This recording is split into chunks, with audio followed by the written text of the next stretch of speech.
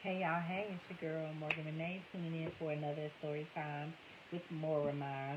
We are in Jenifer Lewis's memoir, The Mother of Black Hollywood. We are in chapter 9 entitled Kinloch. Let's just hop right into it. It looks like a pretty lengthy chapter.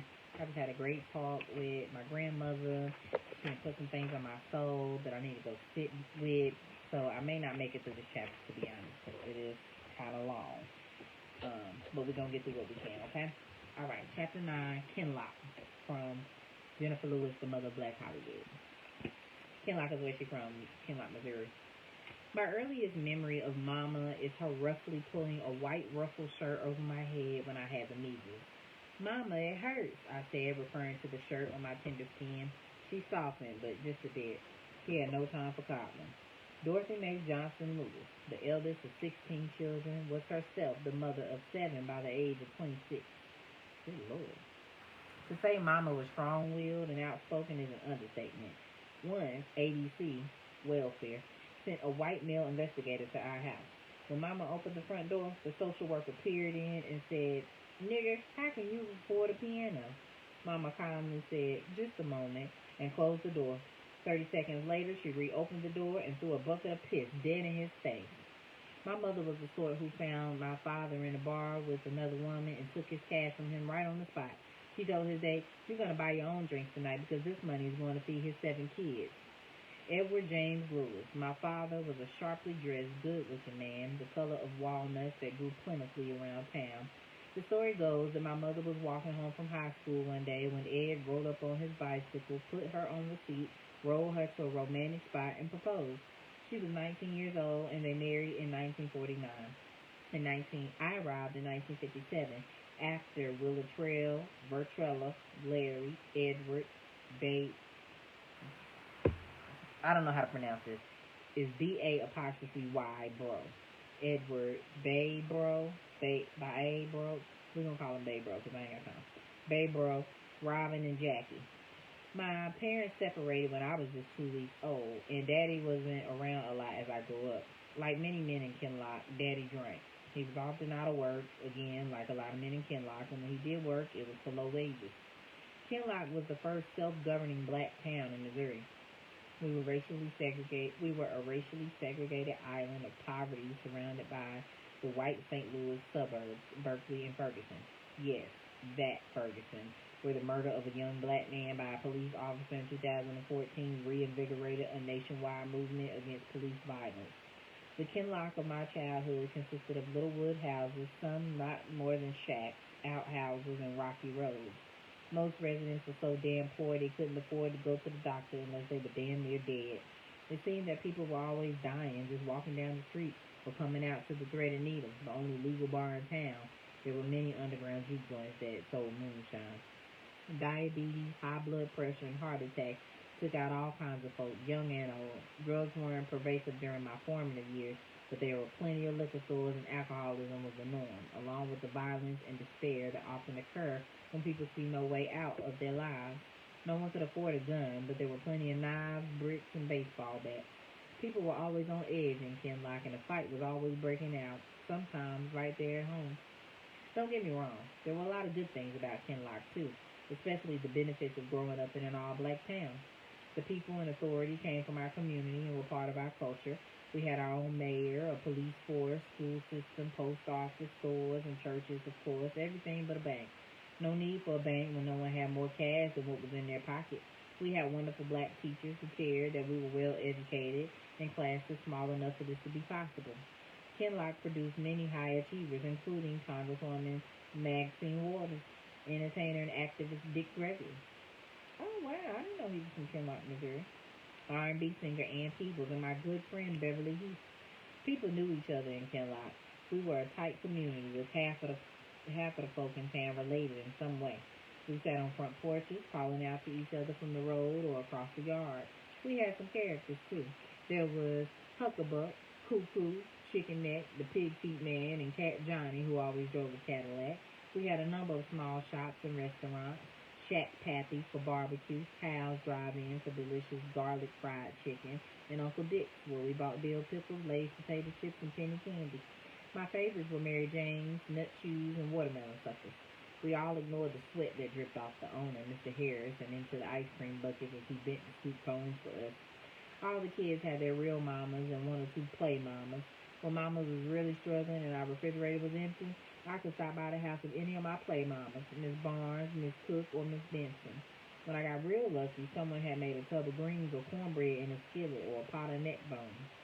Mama hated being poor and being dependent on government assistance. She was a proud woman, active in the church and community. Mama was a den mother for the Boy Scouts and even got involved in politics. She served as an election judge before the 1950s. She was ambitious for herself and for us kids. Shortly after I was born, she got job trained and soon secured employment as one. When I was one, she found a job at St. Louis County Hospital where she worked until it closed in 1982. Even though Mama supplemented her hospital job by occasionally cleaning homes in the white suburbs, 8 miles is a lot and we were still very poor. When I was a toddler, we were forced to move into an old, abandoned Baptist church on Jefferson Street to avoid homelessness. When I was a toddler, we were forced to move into an old, abandoned Baptist church on Jefferson Street to avoid homelessness. About 9 or 10 of Grandma Small's 16 children were already living there. My family was in the basement, only 2 windowless rooms for Mama and the 7 of us kids. Mama strung a towel on a rod to separate our space from Aunt Louise's and her 3 kids. We shared the kitchen with them, and oh, you can imagine the drama, especially when there wasn't enough to eat for one family, let alone 2. The church basement was dark and cramped, but my mother was an immaculate housekeeper. We slept 3 and 4 to a bed, and even though we had no windows, Mama hung curtains on the brick walls to make the place look as nice as she could. She kept our hair pressed, our clothes ironed, and made us use that milky white shoe polish on our tennis shoes every week. The Lewis children were always well groomed. We were happy to move from the church to a creaky house on Wesley Street that had no hot water. Now that I was older, I had to use the outhouse. My ass froze on that seat in those sub-zero Missouri winters. The alternative was to do your business in a bucket in the house, which somebody had to carry out later. A coal stove in the middle room heated the entire small house.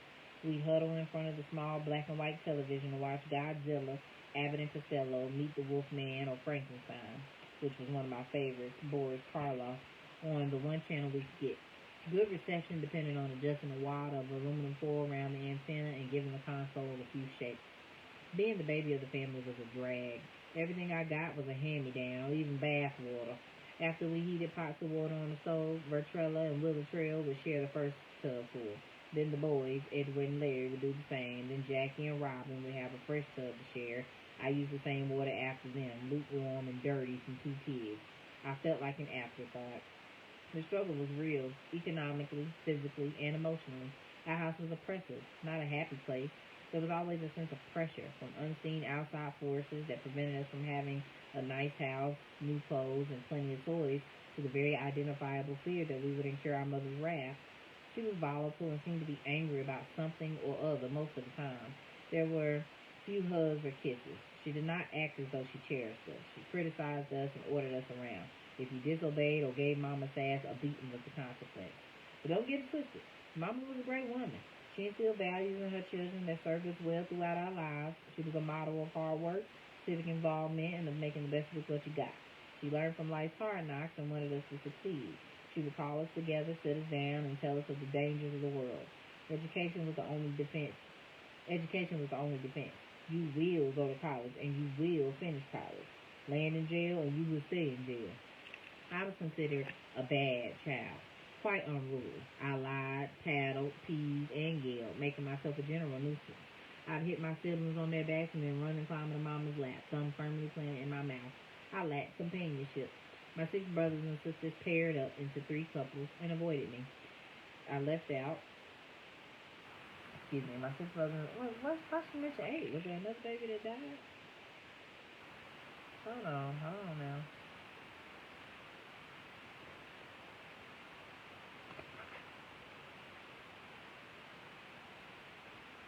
Me and my family, Mama and 7 kids. Okay, maybe. I know I ain't tripping. I know I say something about 8 at one point.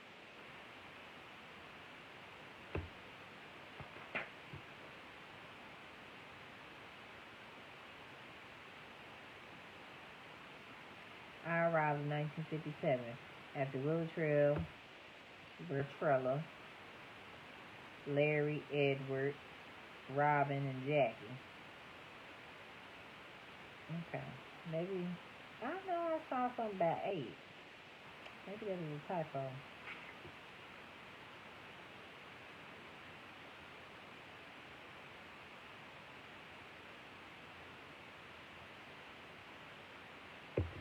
Okay, moving along. I was considered a bad child. I lied, I tattled, teased, and yelled, making myself a general nuisance. I hit my siblings on their backs and then run and climb on mama's lap, thumb firmly planted in my mouth. I lacked companionship. My 6 brothers and sisters paired up into 3 couples and avoided me. I felt left out. More than once, I heard one of them introduce our family and end with, and then there's Jenny. There was little or no discussion about why I behaved poorly. No time out. Our parents, our village, grabbed the switch and beat your ass when you were bad, and Mama did not spare the rod. One memorable beating took place when I ruined my freshly pressed hair. On Saturdays, Mama straightened her 5 girls' hair and neatly rolled it around brown paper strips so we looked our best the next morning in church. Mama finished my hair and sit quietly on the front porch. But it was so hot I couldn't resist running through a lawn sprinkler. When I heard Mama looking for me, I crawled into the doghouse and sobbed as my hair went back to the nap. I stayed there until dark. When I emerged and tried to sneak into the house, Mama was waiting with a switch. She whooped me up the street. She whooped me in the street. Now calm down, y'all. It wasn't terrible all the time, or I wouldn't be here, for goodness sake. I do have some wonderful memories in my childhood. I always loved our family reunions, the excursions up and down the Mississippi River on the SS Admirable Steamboat, and marching with my siblings in the May Day parade. I can still feel most of the sun on my face through the grapevines behind the old church when my sisters and I hid among the vines, laughing and shrieking hysterically at Babe Bro and Larry chased us after riding their hobby horses. I'm trying to figure out why this man's name is Babe Bro like that. She needs some deeper explanation as much talking as she's doing in this book.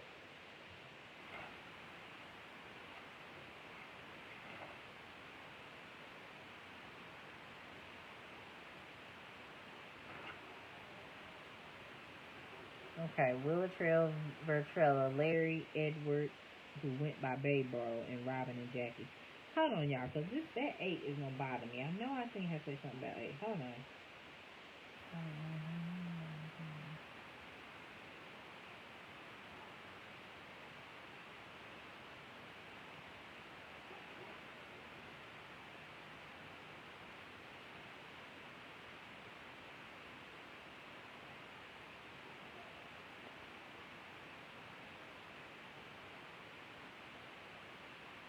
Mama's from the town.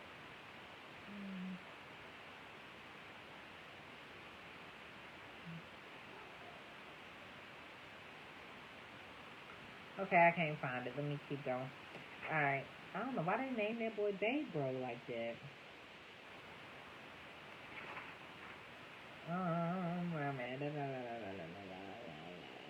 Okay, so she named the steamboat. Okay. I remember when I hid amongst the vines, laughing and shrieking hysterically as Babe Bro and Larry chased after us riding their hobby horses. I remember Mama had a real fox shawl with a head and paws that fascinated me. Excuse me. When I was very little and Mama wore the stole to church, I'd sit next to her in the pew toying with the fox's hard little mouth. It was so nice when Mama would break out in her clear soprano. This is my story, this is my song. A very special memory is of Daddy coming around on payday. That is, when he had a job. He'd arrive and call out, "Where's my baby?" He was there every Friday with that money because he knew the mountain of anger he would face from my mother if he didn't show up. There was a story that she had put him out once, and when he tried to sneak back into a window, she bloodied his poor head with a cast iron skillet. One of my cherished recollections is of tending to my mother when she was sick. I made her a bowl of cornflakes with 6 tablespoons of C&H pure cane sugar from Hawaii and powdered government milk. She said, this is really good, Jenny. A little sweet, but it's really good. I was so proud of my little old self. Looking back, I see how hard my mother worked to provide for us, but throughout my childhood, she was either emotionally absent or swinging her feelings around like a hammer, figuratively and literally. Sometimes she stroked people, especially those who were closest to her, and sometimes she drew blood. Her rage had no end, but neither did the obstacles she faced. Dorothy Mae Lewis was never the one to mess with. One day when I was about 6, I held Mama's hand as we walked from Miss Wood's store when Mama had bought a bottle of Coca-Cola. If I had been a good girl, I knew she would give me the last swallow, careful not to let me have too much sugar. Well, out of nowhere, her boyfriend, whose name was Jellybean, pulled up in his station wagon and called out for my mother. "Hey, Dorothy, come here." Now, my mother was pretty much the queen of Kinloch, and the one thing you didn't do was summon her to do anything, and y'all know where and y'all want to know where I got it from. My mother ignored Jellybean. He said, "Dorothy, you hear me talking to you?" She stopped. I stopped. I squeezed her hand a little tighter because I knew Jellybean was in trouble. She said, "Go on someone else, Jellybean. Can't you see I'm with my baby?" Jellybean then made the biggest mistake of his life. He pulled the car over to where my mother and I stood, reached out the window, grabbed my mother's right arm, and said, "You're going to talk to me right now, Dorothy." I was still holding her left hand tightly, aware of the time bomb that was about to explode. It was all over in 5 seconds with 5 moves on my mother's part. Move 1, push Jenny back to safety with the left hand. Move 2, pull the right hand holding the Coke bottle away from Jellybean's grip. Move 3, grab the Coke bottle out of the right hand with the left hand. Move 4, swing the Coke bottle downward and break it against the curb. Move 5, swing the broken Coke bottle upward and damn near slice Jellybean's arm off. Jellybean spread away as I peeked around Mama. I saw a trail of blood leading to the corner from where the station wagon had been parked, and in a town as small as Kinloch, we never saw Jellybean again. Mama looked down at me and said, "Come on." Eyes crossed, I grabbed Mama's hand, plugged my mouth with my thumb, and we continued to walk in silence down the rocky road. All I could think was, where the fuck is my last swallow of Coke? Mama changed my birth certificate so she could enroll me a year early. Hence, I was always a year younger than my classmates. My teachers loved me and validated me. I was often called to stand and come forward in class. I was far from a great student, but I was Miss Personality, the class clown, and a natural leader. I was a shining light at school most of the time. Whenever I would bring a sad mood into the classroom, my teachers would notice and listen to me. That's all I really needed. I joined the Brownies in every after-school program, every after-school activity available. It kept me out of the house where my mom was often on the warpath. She'd be bone tired from cleaning 2 or 3 houses on the weekend or working 8 hours at the hospital and then taking a long bus ride home only to have to feed us, wash, iron, and sort out how to pay the bills. She was not in the mood for childish foolishness, and I was an overactive, needy kid. My 4 siblings bore the brunt of my hyperactive, mischievous ass. Like when they sit on the floor playing Monopoly, I was left out because I didn't have the attention span for anything as boring as a board game. So I'd make sure Mama wasn't around, and then, ever on a search and destroy mission, I'd run across the board howling, "I hate y'all," as the pieces scattered. Fortunately, my energy was channeled into sports, and I was a pretty good athlete. Still, I often cheated, even going as far as to steal the blue ribbon from the judges' table at a track meet. I felt being number 1 would gain more attention from my mother, but even when I brought home a blue ribbon, her praise felt short-lived. Mama might smile at our achievements, but she always had other fish to fry. When I was 9, Mama moved us to a house on Jackson Street. It was certainly a step up. We were overjoyed to have hot water and indoor plumbing. Life seemed to finally settle in for my family, especially because Mama's scrimping and saving meant she came home more often with bags full of groceries, giving us a welcome break from the powdered milk, lard, and blocks of government cheese. The Jackson house is where I began impersonating movie stars and recreating the dance moves I saw done by the Supremes and the Temptations on TV shows like American Bandstand and The Ed Sullivan Show. I learned to curse in the house on Jackson too, but I was careful. I knew a bad word could get a severe beating from Mama. The house on Jackson is also where I first found myself overcome by sadness at night. I didn't think about where the sadness came from or tell anyone. I would just cry into my pillow or while I sat alone in the bathroom. To try to gain control, sometimes I would sing the mournful Mahalia Jackson songs that I love so much. The evening before my 10th birthday, we were hosting a meeting of the church's youth group. Mama sent me to the kitchen to wash dishes. As I turned on the faucet, a siren pierced the air, and seconds later, every church bell in town began to ring. We Midwesterners knew what was coming. The lights flickered. I looked out the kitchen window, and the sky turned black. Then the biggest flash of lightning I ever seen illuminated the magnificent funnel itself. I felt suspended in a dead, quiet calm until the tornado, sounding like a roaring locomotive, snapped me into action. I ran through the short hallway toward the group in the living room as we were overtaken by an unforgettable whooshing noise. The house lifted off its foundation, dumping the youth group kids out of their chairs and onto the floor. In the darkness, Mama shouted, "Get to the basement." We started to run through the kitchen to the basement stairs, but stopped when a lightning flash showed us the glass and dishes I had been washing, swirling around in mid-air, then shattering against the walls. We huddled in the hallway, praying, crying, and screaming as hail as large as grapefruit pounded the roof and spears of wood pierced the walls as if God were using our house for target practice. Finally, silence, that horrifying calm after the storm. The transit radio told us we had survived a record-setting winter F4 tornado. 3 people were killed in the St. Louis area. The next morning, Kinloch was in shambles. Our house and our neighbor, Miss Wood, got the worst of it. It was the wood from her roof that had splintered and pierced our house. It looked like a porcupine, but I wasn't about to let a tornado get in the way of my birthday. I trailed Mama through the mist, humming, whistling, and singing so she could remember this was my special day. It worked, and I took my $5 straight to Miss Bubba's Chinese restaurant. The owner, whose real name is Maddie Sue, had lived in faraway Chicago, and when she came back with the fried rice. You had to go down a cobblestone alley to the back of her house to order through the kitchen window. I used to love hopping from stone to stone to get a quart-sized cardboard carton of egg foo young and fried rice, Chinese soul food style. Ultimately, our house was condemned. We moved to a house on School Way into another basement that we again shared. It was sort of a step backward because once again we had to use an outhouse or the tin bucket. We kids rushed to get out of the house every day because the last one out had to dump the bucket in the outhouse. Mama left for work before us, and she said, "I don't care who does it, but that bucket better be clean when I get home." The task was especially humiliating because we were in full view of Kinloch High School across the street. To this day, my siblings tease me with, "Jenny, you never took out the bucket." And to this day, I still respond with, "But I'm the baby." One good thing about the house on School Way was Willa Trail lived upstairs with her husband and children, and I began to experience the joys of being an aunt to little Peppy and Wally Bear. But the best thing was there were no trees and bushes around. Mama couldn't easily go out and pull a switch. She took to beating us with a fly swatter. At least it didn't hurt as much. By 6th grade, I had acquired a reputation as a charmer and a fighter, much in the tradition of my mother. With the kids on my block at school, I was large and in charge. I had authority. When Sheila Williams damn near split open her head because she tripped on the double Dutch rope, they brought her to me to see what should be done. I had no sway in Mama's house, but in the street, I was determined to be the boss. People in Kinloch survive by being strong. Sometimes that strength creates a culture where the response to every challenge is, let's take this shit outside. You step to people before they step to you.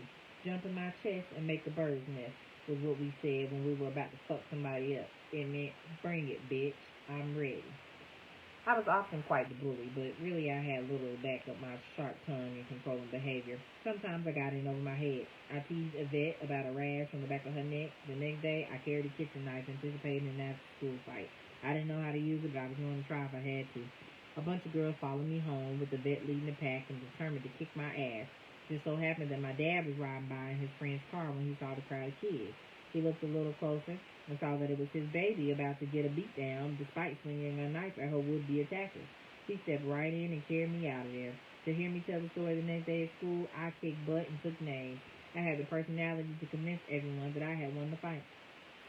So, through my involvement with the YWCA and the Girl Scouts, I entered talent shows in Kinloch and the greater St. Louis area and usually won.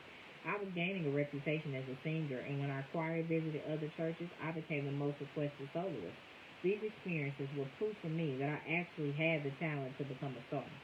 Around this time, I started to sneak out of the house to go to the movie theater in nearby Ferguson. My siblings and friends warned me not to go to Ferguson. It just wasn't safe for black folks. But Ferguson had a movie theater, and Kinloch did not. I would save a couple of dollars, get on the bus, and spend hours alone in the dark watching movies like Hello Dolly and Sweet Charity, which left a lasting impression on me.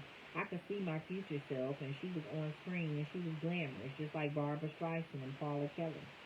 During my adolescence, we moved into a new house where I finally had my own room, sort of. It was also the bathroom for the whole household. What? I had my own room, sort of. It was also the bathroom for the whole household, but I did have a curtain to separate me from the toilet. Our household always had an undercurrent of tension, fear, and rage.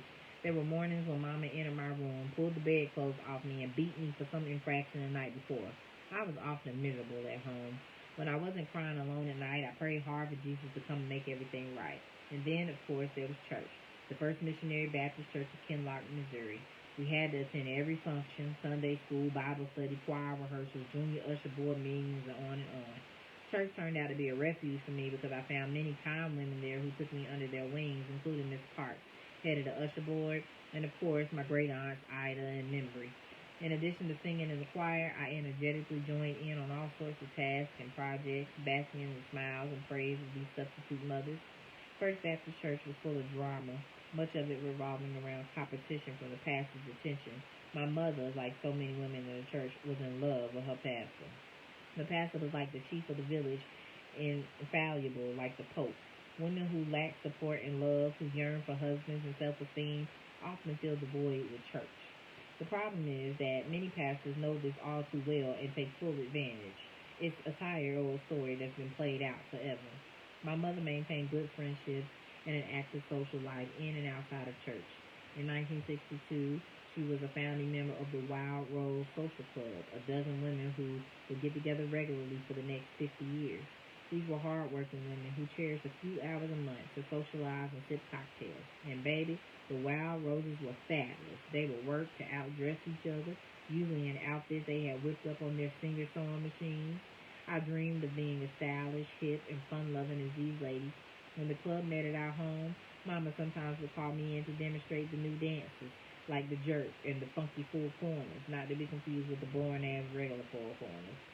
The night I showed them the boogaloo, I knew Mama was proud of me, but also knew she wanted me to be the one in the spotlight. Nearly 40 years later, Mama said as much when she came to see me in Hairspray. When someone asked how she'd enjoyed my performance, her response was, she may have the money, but I'm the one that's funny. In junior high school, when I was elected class president, I began keeping a journal as an organizing tool. I know who would bring the soap and rags to car washes at the local gas station, whose mama would bake cakes for the bake sales, who would bring the record player and 45s to the dance in the basement of the YMCA, and who had lost their virginity. As a 7th grade class president, I was chosen along with a boy in my class named Lanier to go on a trip to Okolona, Mississippi with our teachers, Miss Downey and Mr. Griffin. During the trip, I decided Lanier would be the one to take my virginity. We were staying at a home of a cow farmer. Lanier and I walked out into a cow patch, started fooling around, and soon were naked. Lanier sat in an old, worn chair that was leaning against a poplar tree, and I straddled him like I knew what I was doing. He had a dick as hard as a stolen obelisk robbed from the temple of Karnak that now stands shamelessly in the heart of Paris. I lowered my body onto his. An unexpected pain shot through me. I saw blood and thought I was going to die. Nobody had told me about this part. I had absolutely zero sex education. Once I got over the pain, I began to like it. I felt like I had conquered, like I was in control. Later that semester, I started organizing talent shows in the basement of the Catholic school. I'd both MC the shows and perform. I would do 2 songs, let someone else sing half a song, and I'd come back to do 3 more. If a song in my act had multiple parts, I'd do them all. At any given time, 50 or more people would pay 35 cents admission. Like I said, I admit, I took all the proceeds and usually went straight to Miss Bubbles for fake Chinese food. Everyone at John F. Kennedy Junior High knew I could sing and that Aretha was my favorite. One day, Mr. Santos, who was one of the few non-African American teachers, saw me with my head down on my desk crying. What's wrong, Jenifer? I raised my head and said, I'll never hit those high notes like Aretha Franklin. I'll never be famous. He smiled gently and continued the lesson. 3 days later, as we changed classes after the bell, Mr. Santos called me in the hallway. He looked strange, both shaking and smiling. It was weird, and I drew back a little when he started to speak. Last night, when I was washing dishes, I broke a plate. It broke into several pieces. As I bent to pick up the pieces, I had a vision. You will be known, Jenifer. You will be famous in this world. Mr. Santos' vision wasn't enough. Do you think I can be a star? Was the question I asked every authority figure, including our pastor. I was in the front seat of his car, getting a ride back to Kinloch from the youth choir's visit to a church in the city. Riding with the pastor was a feather in my cap. Anybody would jump at the chance to ride with Pastor Hurd. After I asked the question, my pastor pulled the car over to the side of the road and stopped. He leaned over to me and suddenly pressed his lips to mine. I clenched my teeth and leaned away from him. He persisted in trying to push his tongue between my teeth. He groped for my breast, with the hand he wasn't sliding over my shoulders. I tightened up, pressing myself backward as far as the car door would allow. I pushed against his shoulders and he finally stopped. He scooted back to his place behind the wheel and said nothing as he drove onto the freeway. As we got closer to home and he slowed the car onto an exit ramp, I opened the door on the passenger side to spit. I'd been holding it back for as long as I could, disgusted by the taste of his mouth. He must have thought I was going to jump out. He grabbed me by my left arm. I snatched my arm from his hand and thought, "Don't touch me, motherfucker," but I didn't say anything. I had been conditioned to respect and revere my elders, especially my pastor. I told Mama as soon as I got home. She looked at me and said, "Go to your room." About 10 minutes later, she came to my room, pulling the telephone extension cord as far as it could reach. When she got to my doorway, she aimed the receiver at me. She had called Pastor Hurd. "Now tell him," she said, "what you told me." I took the phone, but before I could say anything, she snatched the receiver out of my hand, walked into her bedroom, and closed the door. I was devastated, betrayed by my pastor and my mother. By the time I entered Kinloch High School, my brothers and sisters were either working, in college, or married. The house was quieter. I had fewer people to hide behind, so I spent most of my time trying to avoid my mother. My teachers at Kinloch High School knew about me before I even got there. As my friend Rose Wilson put it, "You were number one, Jenifer, our role model. We all wanted to be you." I soon ruled high school as much as I had junior high. I was bossy, but not mean. I was captain of the cheerleaders, and no school could bring it like the Kinloch High Squad. Of course, yours truly made up all the cheers. Ashes to ashes, dust to dust. We hate to beat you, but we must. For the fourth year in a row, I was elected president of my class. I was fine with my grades, but never got straight A's like my sisters. We were living in times of great upheaval and promise. A spirit of rebellion could be felt everywhere. The civil rights movement had won some big battles, and the Black Power and anti-Vietnam War movements were ever present, even in our small town and even smaller schools. Racism hit close to home when some men from Kinloch went fishing in Illinois. They never returned, and we heard they'd been lynched by the Ku Klux Klan. We never felt far from the threat of those hooded murderers. Free Angela was our rallying cry when I staged a walkout in 10th grade in support of Angela Davis, the brilliant young university professor and revolutionary whose huge afro and miniskirts were unforgettable in the photos that captured her on the news. Davis's image hung in the homes of black people as a hero and in the post office on the FBI's list of the 10 most wanted fugitives. Now, in January 1972, Davis was being held without bail on charges of murder and conspiracy because she had purchased guns that were used in a courtroom shootout in Marin County, California, about a year and a half earlier. The shootout took place during the trial of George Jackson, a Black Panther and political prisoner who became famous as one of the Soledad brothers. Angela wasn't a member of the Panthers. She was in the Communist Party, which is just as bad in the eyes of the FBI. She was also in love with the compellingly brilliant Jackson, who died along with 5 others in the courtroom tragedy. Mind you, I had no knowledge of these details when I organized the walkout. I knew that Angela was a powerful black woman. I loved her afro and had begun to wear one myself a few months earlier, as had my mama and some of my sisters. When I heard about the nationwide protest on the black radio station that morning, I was ready. With my big mouth and social power, it wasn't hard to get most of the students out of their seats. When Davis was acquitted of all charges a few months later, I don't think I was aware of it. I was consumed by a million activities for church and school, staying out of the house as much as I could. There was one teacher who didn't like my take charge attitude and tried to take me down a peg when she could. Tried to take me down a peg when she could. Okay, is it a she or a he? Because she said take me down when she could. He took my gym uniform and threw it on top of the lockers where I couldn't find it. Losing possession of your uniform could earn you an F. I had put my uniform on the bleachers next to my books while I went to the hallway and held court with some other students. When I went back to get my stuff, my books were there, but my uniform was gone. My name was sewn inside the collar, so I knew no one had stolen it. After looking everywhere, I climbed on a chair so I could see the top of the lockers. My uniform lay in the dust and cobwebs. I was mad, but I shook the dust off and emerged with my uniform looking sharp and my nicely shaped afro intact. Journal entry. Got her ass, bitch. I am Dorothy Mae Lewis's daughter. You can't come for me and win. Just before my junior year, my mother's hard work and determination paid off in a big way. Jackie, Robin, and I discovered there was an empty split-level house on Smith Street. It belonged to a man who bought it for a family shortly before he lost his job. As a consequence, he had to sell the house. In the days after Mama learned this, she prayed that she would qualify to buy it. She had been saving money while trying to get us into a housing project, but she heard someone had blackballed her. Her application for the project apartment was rejected, but she got a mortgage to buy the house. She cried some happy tears then. The house was brand new with 4 bedrooms and not one but 2 bathrooms. I shared with Robin, who was on her way to Lincoln University in Jefferson City, Missouri. Bertrella and Larry were already attending Lincoln. Willa Trill had moved out of Kinloch with her husband, David, a Baptist minister. Baybro was at Florissant Valley Community College, and Jackie got married shortly after we moved in.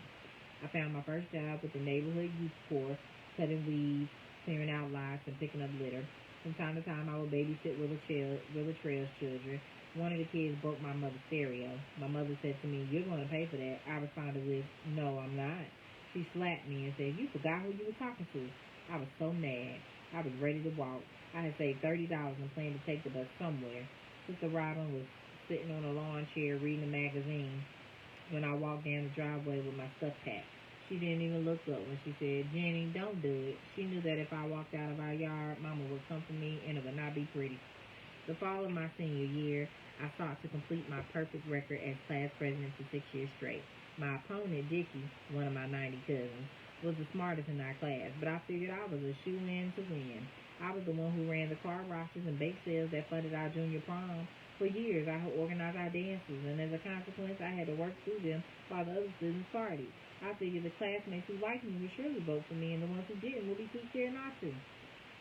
When the votes were counted, I had won, but only by 1 vote. Again, I felt betrayed. I cussed out several friends for their lack of loyalty. That night, I cried myself to sleep as I thought about what happened, but I didn't need a reason to cry to my pillow. It had become habitual, comforting almost. Here I was, a shining star at school, but racked by sadness at night.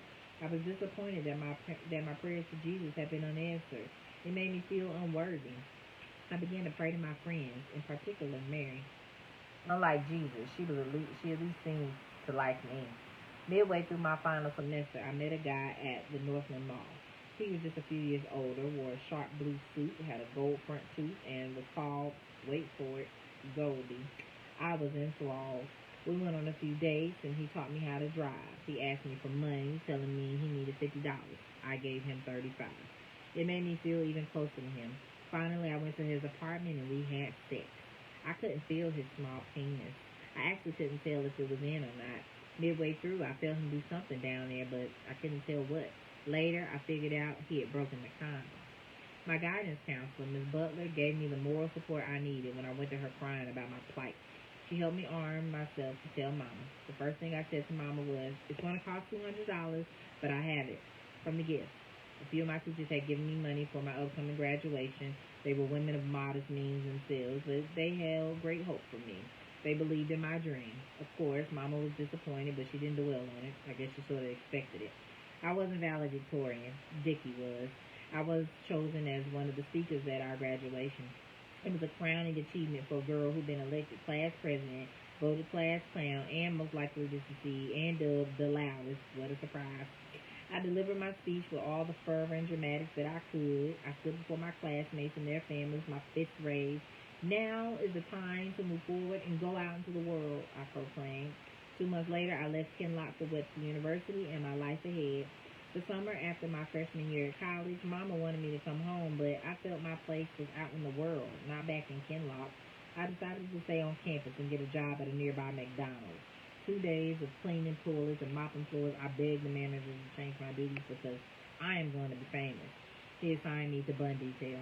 All I had to do was lower the toaster onto the buns, wait for the beat, remove the toasted buns, put the next batch in, and lower the toaster again.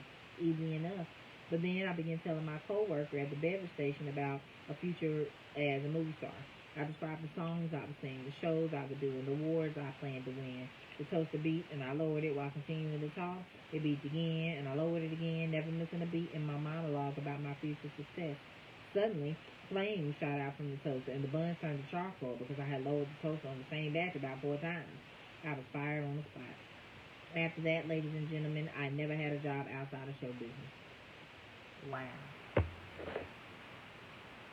I just got off a phone call with my grandmother, and she was reiterating, as she always does, about getting a steady job and having a pension and doing this and that. And I was letting her know, like, yes, but also no. I be depressed at a lot of these jobs. I value my time. I don't want to be nowhere for 20, 30, 40 years on end just so they can pay for me when I get old. I'd rather put in work for myself now and allow my gifts and talents that God has given me and God to help create my life for me. And so on one end, I do understand the security of it. But then on the other end, like she said, she did that job and she been in show business ever since. What's for me will be for me. I'm going to do what I got to do in the meantime, but what's for me will be for me, and I believe that wholeheartedly, and I'm going to go for that.